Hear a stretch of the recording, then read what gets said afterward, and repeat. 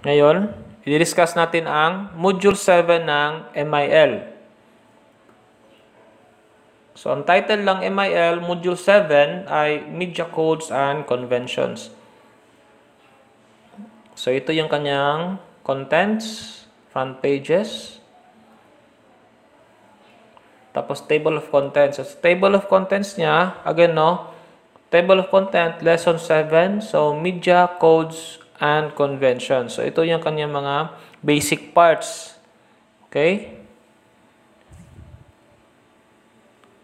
Dito na tayo sa module 7. So, what this module is all about. Then, icons of this module. And dito na tayo sa lesson 7. Again, lesson 7 is media codes and conventions. So, what I need to know. So, at the end of this module, video naman kasing gamit natin ngayon, At the end of this video, you should be able to, number 1, identify codes, convention, and message and how they affect the audience, producers, and other stakeholders. So, malalaman nyo kung paano mag-identify ng codes at saka ng conventions at paano ito nakaka-apekto sa audience. Okay? Kasi pag-aaralan natin ngayon ang codes at saka yung conventions. So, how to achieve the preceding objective? You are to do the following. So, ito daw ang gagawin nyo. Okay? Take your time reading. Magbasa ka daw. Tapos, gawin mo yung mga direction and instruction at sagutin mo daw yung mga test and exercises para daw malaman mo kung paano mag-identify ng codes and convention. Okay, meron tayong pretest. Sa pretest natin, meron tayong 5 items pretest. So, ang sagot nito, ilagay nyo sa malinis na papel. So, 5 items lang ito, multiple choice type. So, ilagay nyo sa malinis na papel ang pretest ninyo. Okay, what's in? So, in our previous lesson, we have learned the various types of media. So, number 1, the printed media or the print media. Next is the broadcast media. And the third is the new media. So, review lang muna. Ang print media ay ginagamitan ng papel, ng mga libro, ng mga magazine. Broadcast media naman ay ginagamitan ng radio at saka ng television. New media ay ginagamitan ng internet at saka ng mga computers. So, ito yung types of media. Printed media, broadcast media, and the new media. Next is, meron tayong i-add. We have learned the popular sources are the libraries, the internet, and the indigenous sources. So, noong module 6, ito yung diniscuss natin, popular sources are the libraries, the internet, and the indigenous sources. Ito yung diniscuss natin sa module 6. Okay? So, what's new? Activity 1. Meron tayong activity 1. Ano daw ang symbol na ito? So, ito ay Facebook. Ito naman, Avenger. At ito, Recycle, then Pepsi. Then, ito naman ay Gaisano Mall. So, what is it? So, the preceding exercise is designed to prime you to the idea that media codes and conventions serve as the building blocks of all the media around us. So, meron tayong mga media codes, so types of media codes. So, sa type of media codes, meron tayong number 1, symbolic codes. May setting, mice in scene, acting, and color. That is the symbolic codes. Meron din tayong technical codes, camera work, editing, audio, and lighting. The next is meron din tayong written codes. Ito yung printed language and spoken language. So, ito yung types of media codes tayo. Meron tayo symbolic, technical, and written codes. Then, meron tayong conventions. So sa media codes, generally have an agreed meaning or connotation to their audience. So there are three types of media codes. Again, sinabi ko kanina, symbolic, technical, and written codes. So meron tayong tatlong codes. Again, symbolic, technical, and written codes. Then, ang convention naman is are expected ways in which codes are organized in a product. So, paano ito inorganize para makagawa ng magandang media or video or report in the magazine or newspaper. Okay? So, first, i-discuss natin sa type of media codes. I-discuss natin first ang symbolic codes. Ang symbolic codes are social in nature. These codes live outside the media product themselves, but would be understood in similar ways in the real life or in the audience. So, meron tayong halimbawa, no? So, ang symbolic codes ay yung outside of the media. Meaning of outside of the media or the product is yung parang background nito, no? Hindi siya yung nakafocus, pero siya yung gumagawa o nagba-back up ng kabuuhang picture, okay? So, meron pang halimbawa, no? If you give someone a red rose in a real life, you might be hoping the same. But, no, ang symbolic code nito is ang red rose daw ay parang somehow romantic, no? So, that is symbolic codes. Okay, meron tayong setting. So, sa symbolic code, may setting, no? Number 1 is setting is the time and place of the narrative. Then, a setting can be as big as the outback or space or as small as a specific room. So, setting can be even a created atmosphere or a frame. So, dito sa tinatawag nating symbolic codes, ang symbolic code number 1 setting is yung nasa paligid, no? Ito. Kung saan siya, yung audience yung main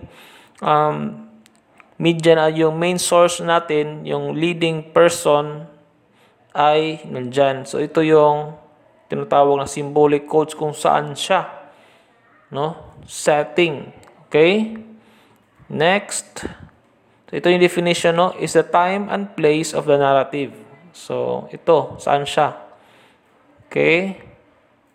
Next is mise en scene. So, came from a French term meaning everything within the frame. So, lahat, no? So, ibig sabihin, in media terms, it has become to mean the description of all the objects within the frame of the media, background, product, and how they have been arranged. So, ito yung tinatawag nating setting kanina. Ito yung setting, no? Pero yung mise en scene, ito yung mga specific objects na nandyan. Kagaya ng costume, design, props, and staging and composition. So, ito yung mise en scene, no? Yung suot nila, yung ginagawa nila, yung detalye ng design, costume, props. So, yan yung tinatawag na mise en scene, no? So, that is the second in our symbolic code. Okay? Next is acting. Ka-third natin sa symbolic code, actors portray characters in media products and contribute to the character development, creating tension or advancing the narrative. So, how the actor act is very important, no, in our symbolic frame or symbolic media. So, facial expression, body language, vocal qualities, movement, and body contact. To make a good media, we need to have a best or nice acting skills. Like this one, kagaya ni Joker, no? Award-winning ata to si Joker nito sa award-winning to na actor. Okay? Next is the color. So, has highly cultural and strong connotation. So, Then, dominant color. So, ito yung color. Very important din ito sa symbolic codes, no? Okay, next is the second is the technical codes. So, meron tayong technical codes. Sa ikalawa na to sa symbolic, kalawa na to sa mga media codes, no? So, our codes is specific to a media form and do not live outside of them. So, for instance, our understanding of different camera shots and their connotations makes sense when we look at the films and photographs but mean nothing to us outside of those forms. So, technical codes in the media include camera work, editing, audio, and lighting. So, kanina, sa symbolic codes, lahat ng nakikita mo nandito, yung actor, yung props niya, yung costume niya, yung background, yung color, ay tinatawag natin na symbolic codes. Pero, itong technical codes ay kung paano ito inedit, ginawa, enhance yung lighting niya, yung kanyang makeup, no? Inedit ito, yung audio, yung camera work, saan nakaposisyon. So, it is very important. At ito yung ika-number 2 ng mga codes natin, yung media codes natin. So, number 2 is the technical codes. So, first is the camera work, no? Importante yung camera work kasi yung angulo, yung dapat nakuha doon sa frame ng camera, lahat ng detalye na gusto niyo, no? Yung positioning, yung movement, yung framing, exposure, and lens choice. So, dapat nandyan yan lahat, no? Sa camera work refers to the process of operating, positioning, and moving the camera for specific effects. Okay? Next is ito, editing. So, it's the process of choosing, manipulating, and arranging images and sounds. So, editing is generally done for 4 different reasons. So, graphic edits, rhythmic, spatial, and temporal edits. So, importante din ang skill natin sa pag-edit. No, kung gagawa kayo ng media, especially video, dapat alam nyo kung paano mag-edit. Kaya meron mga editing software, no? Marami mga editing software. Next is audio. So, is the expressive or naturalistic use of sound. So, kailangan ng sound, no? So, yung mga effects, yung mga explosion, yung mga dialogue, yung mga music, sound effects. So, importante na malaman nyo din kung ano or paano mag-operate ng audio as our second sa technical codes natin. Okay? Then, next is lighting. Sa technical codes, dapat alam nyo kung paano mag-adjust ng color. No? Manipulation of the natural or artificial light to selectively highlight specific elements of the scene. Ito, parang na-enhance ito, yung light niya. So, lighting. So, elements of lighting includes quality, direction, source, and color. So, parang matatamaan yata sila ng sasakyan, no? Kasi may ilaw papatungo. So, that's it. Next is the third code natin, media codes natin, is the written codes. Importante ito kasi dito nakalagay yung mga sasabihin nila, yung mga script, no? Are the formal written language used in the media product. So, ano yung isusulat o ano yung sasabihin nila. So, it is very important na alam nila kung ano yung sasabihin, yung sequence ng pangyayari at mga sasabihin nila. Meron tayong printed language, no? So, yung sinusulat, no? Is a text you can see within the frame and how it is presented. Then, meron din tayong spoken language, yung sinasabi, which includes the dialogue and the song lyrics. Okay?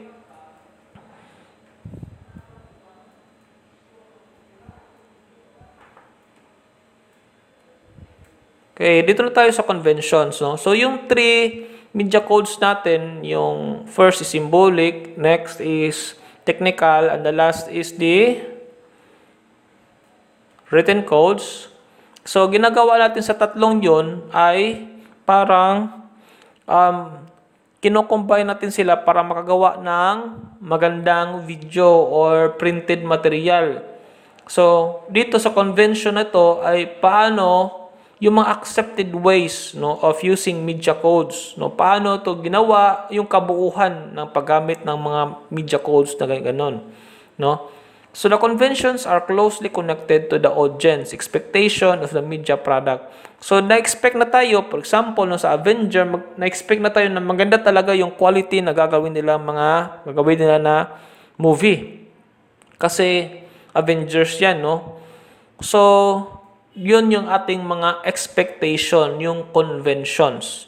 Kung saan, ano yung magiging kalabasan ng media product, no? So, meron tayong different types of conventions. Include form conventions, story conventions, and genre conventions. So, sa form conventions are the certain ways types of media codes to be arranged, no? For instance, an audience expects to have a title of the film at the beginning. So, sometimes pa nga, no, sa kadalasan if sa mga movies or sa mga videos, meron silang mga trailer. Kasi, ito yung nagpapainggan nyo sa mga manonood o sa audience, no? Audience expects to have title of the film at the beginning. So, and then credits at the end. So, siyempre, dapat, no, sa mga trailer, tingnan nyo dapat yung whole na movie, no? So, newspapers will have masthead, no? Meron sa newspaper naman, yung tinatawag natin na front page or the most important news of the front page. So, sa masthead ay yung nasa front page na nandoon yung ating front page. Dapat ma-attract kayo, na tumingin kayo, no? O basahin nyo sa newspaper. Newspaper yan. Okay? Then, dito naman tayo sa story conventions are common narrative structures and understandings in a common storytelling media product. So, examples of story conventions include narrative structures, cause and effect, character construction, and point of view. So kung titingin kayo ng isang movie, so tinitingnan nyo kung yung kabuuang narrative structure, yung pagkasabi nila, yung cause and effect, yung character construction, and point of view. Ito yung general natin na pagtingin sa isang movie or sa isang printed material kagaya ng newspaper. So, meron tayong genre construction. So, saan siya belong, no? So, point to the common use of tropes, characters, setting, or themes in a particular type of medium. So, you see, genre conventions are closely linked with the audience expectations. So, ano yung genre na? It may be formal or thematic. So, formal, ibig sabihin yon is kung ano yung kanilang sa video, kung ano yung nakapresent na ay parang yun na, no? Sa thematic naman, meron silang gustong ipahiwatig, no? O meron silang gustong ipahiwatig. Pero sa formal, simple lang, wala nang ano-ano, no? Kung ano yung gusto nilang sabihin, yun na, no? Pero yung thematic, parang may gustong palabas. Nagaya ng picture na ito, no? Meron ba itong gustong ipalabas? So, it's either the genre may be thematic or formal, okay? So, what's more? Activity 2 below is a postcard of the Boracay Island. Identify the key symbolic and technical codes found in it. So, ano yung mga codes nito nandito? So, meron tayong symbolic, technical, and written codes. So, ilagay nyo dyan kung ano yung mga identified na symbolic codes, technical codes found in it. No? Symbolic and technical codes. Sulat nyo sa papel. So, what I have learned, so ito yung dapat niyang sagutin. This lesson emphasizes that media codes and conventions are like the building blocks of all media around us. So, dito, sulat nyo dyan, are the systems, yung sagot nyo, are the systems of sign which when put together created the meaning. So, these are the three types of media codes, no, yun. So, blank, sagutin nyo dito. On the other hand, are the rules, habits, ito na, okay? Next is what I do, itong summary ninyo. Summary. Diniscuss natin yan isa-isa kanina. Okay, assessment post-test. So, sagutin nyo to sa isang malinis na papel. Then, answer key. Okay? Yun na. If you have some questions, just comment below. Thank you for listening.